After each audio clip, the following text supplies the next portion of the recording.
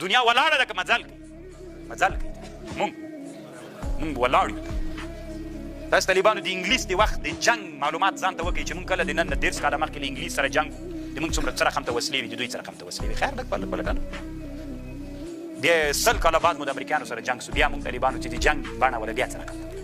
بیا به تاسو ته معلومات وسي چې هغوی څومره پرمختګ وکړو هماغه انګلیس سره مو جنګ 100 کاله بعد بیا هغوی څومره پرمختګ کړي مونږ څومره ډېر پرمختګ وکړو او علت دا د طالبانو ما تاسو ته هغه اوله ورځ باندې یوه خبره وکړله که غواړئ چې ټولنه مخته بوځئ داسې یو سنګر جوړ کړئ لکه علامه ابوالحسن چې هغه سنګر هم طالبانو دین وي او هم علم وي دا خو مونږ چې زده کوو دا خو دین د طالبان دا خو به خود زده کوو خو څوک هم باید زده کوو علم طالبانو چې دا نن تاسو ورته علوم عصري وي یا مباح بله یا مباح نه دي طالبانو دا نن په اسلامي امت فرض دی قرآن وی واعدوا لهم ما استطعتم من قوه ومن رباط الخيل داسې وسلې جوړې کړئ ترهبون به عدو الله وعدوه چې خپل دښمن پرې وویروئ کمې وسلې نه طالبانو دښمن ډارېږي